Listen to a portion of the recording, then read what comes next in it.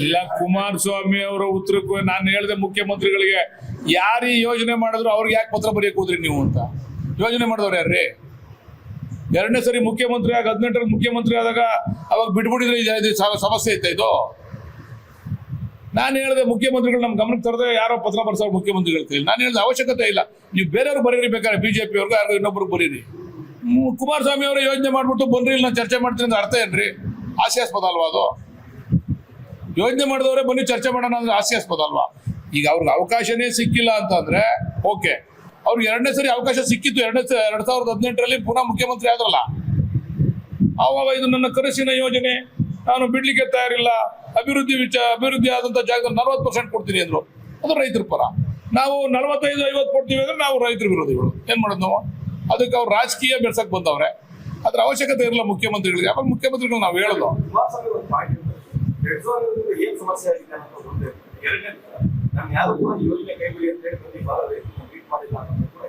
ಚಾಮುಂಡೇಶ್ವರಿ ದೇವಸ್ಥಾನದಲ್ಲಿ ಬಂದ ಮಾತು ಹೇಳ್ಬಿಟ್ರೆ ನಾನು ರಾಜಕೀಯದಿಂದ ನಿವೃತ್ತಿ ಹೊಂದ್ಬಿಡ್ತೀನಿ. ಬಂದವ್ರು ಪೂಜೆ ಮಾಡ್ಕೊಳ್ಳಿ, ನಾನು ಹೇಳಿಲ್ಲ ಈ ಮಾತನ್ನ. ಸುಮ್ಮನೆ ನೋಡ್ರಿ, ಡೋಂಗಿ ರಾಜಕಾರಣ ಬಿಡಬೇಕು. ರಾಜಕಾರಣಿಗಳು ನೇರವಾಗಿ ಮಾತಾಡಬೇಕು, ನೇರವಾದಂಥ ವಿಚಾರ ಚರ್ಚೆ ಮಾಡಬೇಕು. ಬಂದು ಹೇಳಕ್ಕೆ ಹೇಳ್ರಿ, ಇದೇ ರೈತರು ಹೇಳಿದ್ ನನಗೆ, ಅವಾಗ ವಿಡಿಯೋ ಮಾಡ್ಕೋಬೇಕಾಯ್ತು ಅಷ್ಟೇ ನಮ್ಮವರು.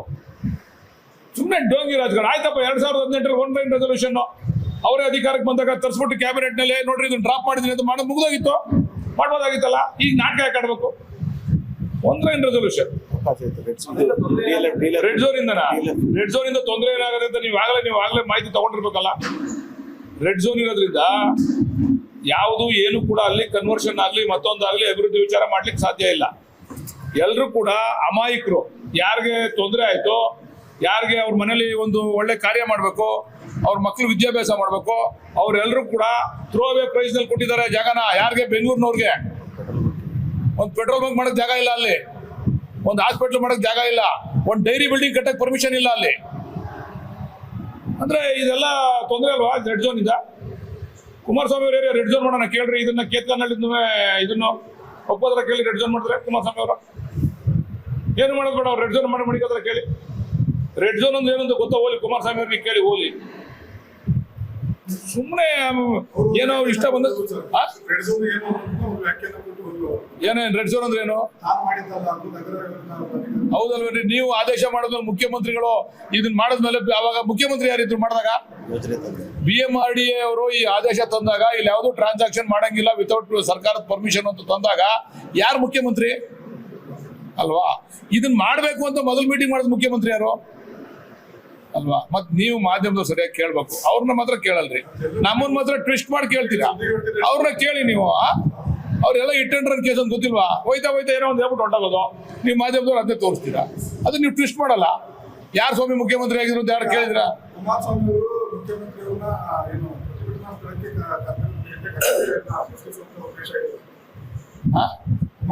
ಶಕ್ತಿ ಅಲ್ಲ, ಇದು ಉದ್ದೇಶ ಏನ್ ಗೊತ್ತಾ? ಅವರೊಂದು 25,000 ಜನ ಬರ್ತಾರೆ, ಮುಖ್ಯಮಂತ್ರಿ ಬಂದವ್ರೆ ಅಂದ್ರೆ ನಮ್ಮ ಪಕ್ಷದವ್ರು 25,000 ಜನ ಹೊಡೆದಾಡ್ಬೇಕು, ಅದು ಲ್ಯಾಂಡ್ ಆರ್ಡರ್ ಪ್ರಾಬ್ಲಮ್ ಆಗ್ಬೇಕು, DK ಶಿವಕುಮಾರ್ ಅವ್ರಿಗೆ ಕೆಟ್ಟ ಹೆಸರು ತರಬೇಕು. ಅಲ್ಲ ಕಣ್ರಿ, ಅಲ್ಲಿ ಸ್ಥಳದಲ್ಲಿ ಅವ್ರ ರೈತರು ಬರ್ತಾರೆ, ನಮ್ಮವರು ಬರ್ತಾರೆ, ಹೊಡೆದಾಡಿದ್ರೆ ನಾಳೆ ಕೆಟ್ಟ ಹೆಸರು ಯಾರಿಗೆ? ಕುಮಾರಸ್ವಾಮಿ ಅವರು ಇದರಲ್ಲಿ ಬೆಳೆ ಬೇಯಿಸ್ಕೋಬೇಕು.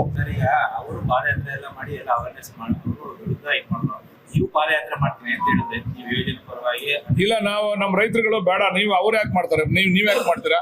ನೀವು ಯೋಜನೆ ಮಾಡಕ್ ಕೊಟ್ಟಿದ್ರೆ ನೀವ್ ಯಾಕೆ ಪಾದಯಾತ್ರೆ ಮಾಡ್ತೀರಾ? ಅವ್ರೇನೋ ಬೇಡ ಅಂತ ಅವ್ರು ಮಾಡಿದವ್ರೇನೆ ಬಂದು ಅವ್ರು ರಾಜಕಾರಣ ಮಾಡಕ್ ಬಂದು ಪಾದಯಾತ್ರೆ ಮಾಡ್ತಾರೆ. ನಾವು ರಾಜಕಾರಣದ ಪಾದಯಾತ್ರೆ ಮಾಡೋದು ಬೇಡ, ನಮಗೆ ಪರಿಹಾರ ಬೇಗ ಕೊಡಿ, ಫೈನಲ್ ನೋಟಿಫಿಕೇಶನ್ ಮಾಡಿ ನಮಗೆ ಬೇಗ ಪರಿಹಾರ ಕೊಡಿ ಸ್ವಾಮಿ, ನಮ್ಮನ್ನು ಇನ್ನೂ ನೀವು ದೃಶ್ಯಕ್ಕೆ ಸ್ವರದಲ್ಲಿ ಇಟ್ಟಿದ್ದೀರಾ ಅಂತ ನಮ್ಮವರೆಲ್ಲ ಗಲಾಟೆ ಮಾಡ್ತಾರೆ.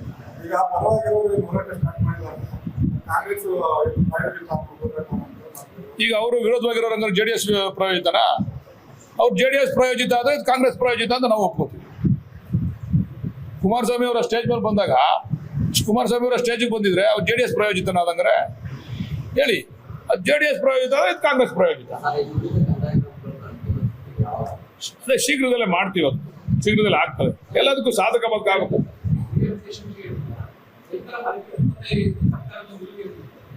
ಯಾಕೆ ಪುನರ್ವಸತಿ ನಾವೀಗ ಸಾಕಷ್ಟು ಮಾಡಿಕೊಟ್ಟಿದ್ದೀವಿ. ನಾವೀಗ ಇನ್ನೊಂದೇನು ವಿಚಾರ ಹೇಳೋದು ಅಂತಂದ್ರೆ, ಯಾರು ಜಮೀನೇ ಇಲ್ಲ ಅವ್ರಿಗೆ, ಆ ಭಾಗದಲ್ಲಿ ವಾಸ ಆಗವ್ರೆ, ಏನು ನೋಟಿಫಿಕೇಶನ್ ಆಗಿದೆಯಲ್ಲ ಆ ಭಾಗದಲ್ಲಿ ವಾಸ ಆಗವ್ರೆ, ಜಮೀನೇ ಇಲ್ವಲ್ಲ, ಅವ್ರು ಹೋಗಿ ನಮ್ಮ ಪಂಚಾಯಿತಿ ಕಚೇರಿಗಳಲ್ಲಿ ಈಗ SIR ಮಾಡ್ತಾ ಇದ್ದಾರೆ ನೋಡಿ.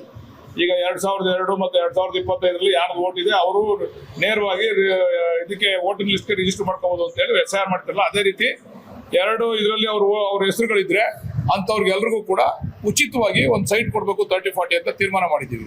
ಈ ಪ್ರಕ್ರಿಯೆಯಿಂದ ನಾನು ಈಗಾಗಲೇ ಅಧಿಕಾರಿಗಳಿಗೆ ಹೇಳಿದ್ದೀವಿ, ನಾಳೆಯಿಂದನೇ ಯಾರು ಆ ಥರ ಜಮೀನೇ ಇಲ್ದೇನೆ ಆ ಭಾಗದಲ್ಲಿ ವಾಸ ಮಾಡ್ತಾವ್ರೆ ಅವರೆಲ್ಲರೂ ಪಂಚಾಯತಿಗೆ ಹೋಗಿ ಅರ್ಜಿಗಳನ್ನ ಕೊಟ್ರೆ ಆ ಅರ್ಜಿನ ಪರಿಶೀಲನೆ ಮಾಡಿ ಕಾನೂನನ್ನ ನಾವು ಅವ್ರಿಗೆಲ್ಲರಿಗೂ ಕೂಡ ಉಚಿತವಾಗಿ 30-40 ಸೈಟ್ ಕೊಡ್ತಕ್ಕಂಥ ತೀರ್ಮಾನ ಮಾಡಿದ್ದೀವಿ.